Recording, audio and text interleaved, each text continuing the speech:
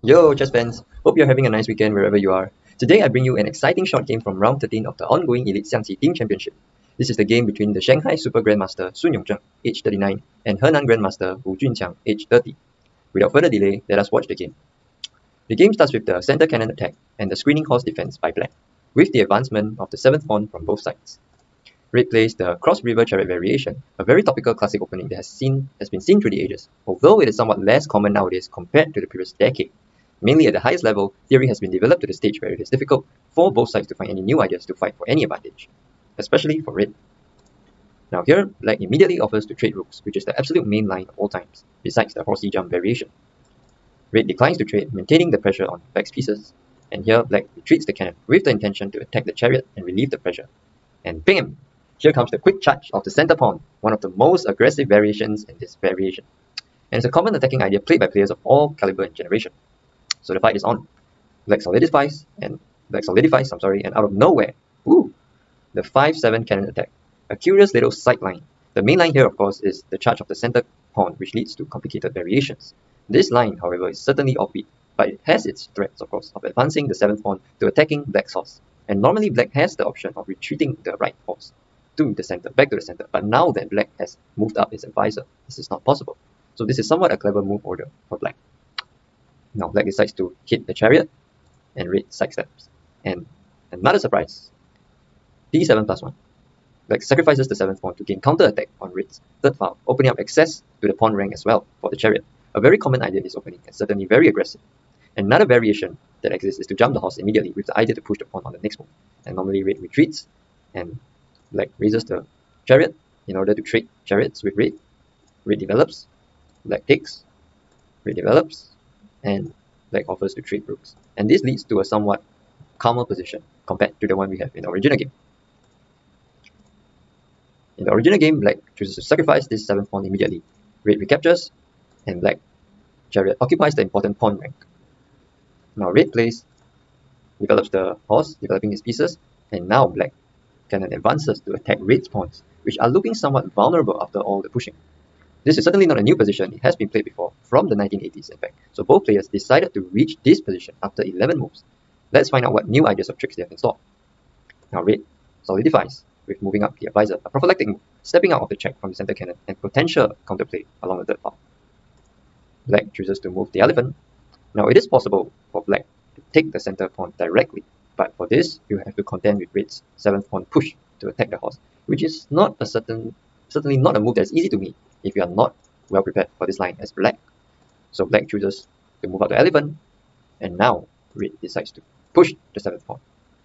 Anyway, which is a common idea to disrupt black's defensive formation. Black chooses to recapture the pawn, capture the pawn, and then an unexpected move from red in this position, which is a new move and possibly a trick. Retreating of the horse to the side, attacking the black chariot. Black moves the black chariot, exerting pressure along the 3rd file. Now red exploits black's weaknesses on the bottom rank and moves the cannon to the 2nd file. An interesting concept. What does black play? Black chooses to take the pawn. Very natural looking and connecting with the aim of connecting both cannons and attacking red's elephant. But in fact, this is an inaccuracy by black.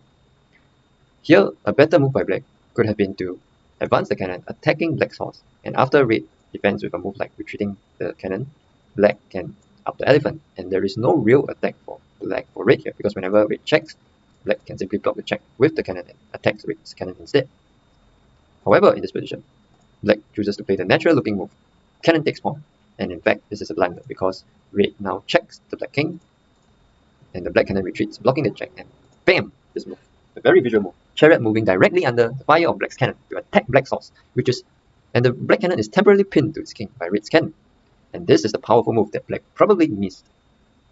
So black takes, this is forced, and takes, and now the black chariot takes pawn, attacking the red horse.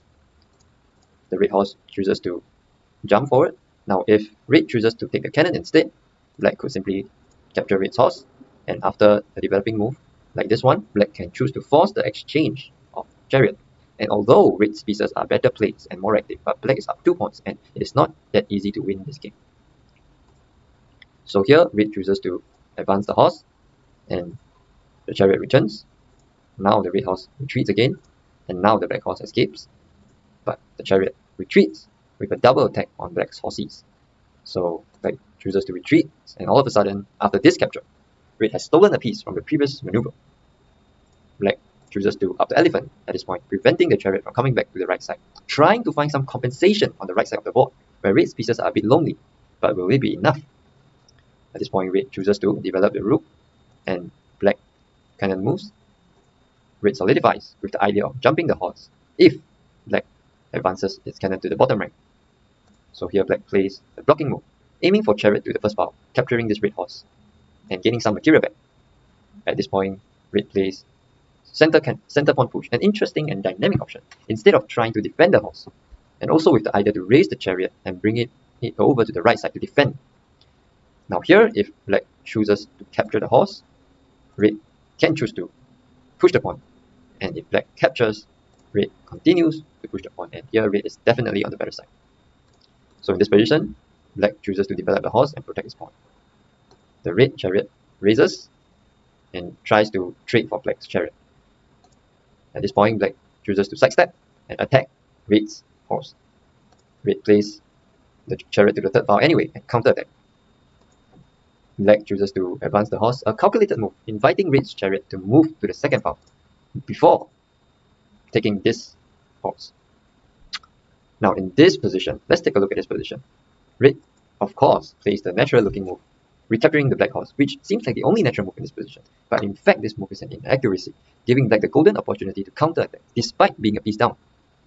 The best move here is in fact a quiet move, retreating the advisor, right, which seems like a difficult move to play, especially when there's a recapture to make. But this eliminates any attacking chances for black, rook, and cannon, while still threatening to take black's horse and threatening this retreat of cannon, gaining a piece. So here black is basically lost. But instead, after this capture, red chooses to recapture immediately, and now black's chariot comes down with a check, and we see that the red's chariot on the second file is not really contributing much to the defense. Retreats, and yet another check. Retreats, and bam! Suddenly this move. What a spectacular sacrifice, sacrificing yet another piece, which is not difficult to understand from black's perspective, but still not the kind of sacrifice you see every day at the highest level. Red king recaptures, and after this sequence of moves, despite being up 2 pieces, black definitely has enough compensation due to red's shattered defense in face of black's potentially active double chariot. At this point, black chooses to take the advisor, which is technically a blunder because of the move rook 7 to 8, not allowing black's rook to activate successfully. If black chooses to play this move to activate the chariot, then red plays this move, and there is no way for black to develop both chariots. If instead, black chooses to take first, then red chariot recaptures, and if black insists on developing the rook, red plays the center cannon, and any check will be met by the retreat of this cannon, and this is lights out for black, as black is down 2 pieces with no attack. Instead, red did not spot this idea and plays the immediate center cannon. So we can also kind of understand why in this position, this is a mistake. And what should black have played? So here, instead, the more accurate way for black to play is the move capturing the pawn. Now if red captures, then now this activating move, developing the black chariot. But perhaps black was afraid that this pawn trade would help red's attack from the center. So for example, after a sequence of moves like this, perhaps red was afraid of this move. But however, after a defensive move like just moving out the king, black is definitely fine here. So returning to the main game, after this capture, red should have played this move, rook 7 to the 8 file, but instead he misses this idea in time pressure and plays the center cannon immediately. And now we see why this is a mistake, because he finds that black's 2 chariots are unstoppable after a move like this. However, here again black plays this strange little check, which is in fact unnecessary and even an inaccuracy, because it would, although it would turn out to be winning for black as a result shortly, however, here red could have just retreated the king and using the cannon to block the check only when it is on the bottom rank, where it can be protected by this horse retreat. So we will see the point of this later, but instead the black cannon chooses to block immediately. This is in the actual game, and black develops the rook, and now red chooses to eat the center pawn And this is perhaps the terrible final blunder by red. What can be more natural than pawn takes pawn, charging forward to attack, but only to find, bam, this move, black's chariot showing up right in your living room, threatening checkmate on the fourth file. So what should red have played here? A better move for red would have been to jump the horse, and of course black would retreat the chariot, threatening checkmate and takes. But after a move like this, defending the position, red is still fine, because if black is greedy here, red has this move, and actually red is better here. But instead, red chooses to push the pawn immediately, and now after this move, black is threatening checkmate on the fourth file, and red moves to defend, and this move by black, the center chariot, double attacking red's poor cannon, and there is no defense for this poor cannon, compared to if the cannon was on the bottom rank.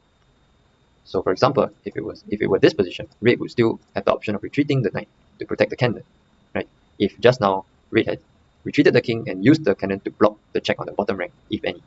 But now in this position, red is forced to resign, and what a game! This game proves that natural moves are not always the best moves, especially looking at the moves from move 15. After the red cannon sidesteps, black chooses to take the red pawn, which is in fact an inaccuracy move, an inaccurate move, although it seems very natural, connecting both cannons and attacking red's elephant. And furthermore, as the game proceeds, at this point when red rooks choose to double attack black's pieces, after black captures this horse, this move, this recapture, seems like the very natural move to play, but only to find black attacking. That would turn out to be very decisive for black. So at this point, the better move would have been the quiet move, retreating the advisor, and only then recapturing this horse or retreating this cannon to gain a piece back from black. So the moral of this game is that natural moves are not always the best moves, and what a game. So I hope you guys have enjoyed this game and have learned something. So this is the end of my analysis. Thank you very much for watching.